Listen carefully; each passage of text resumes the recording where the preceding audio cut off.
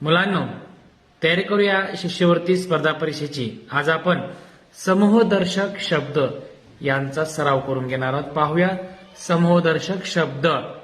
गुरांचा, कळप, गवताचा, भारा, आंब्याच्या झाडांची, राई, उंटांचा, तांडा, किल्ल्यांचा, झुडगा, केळ्यांचा, घड,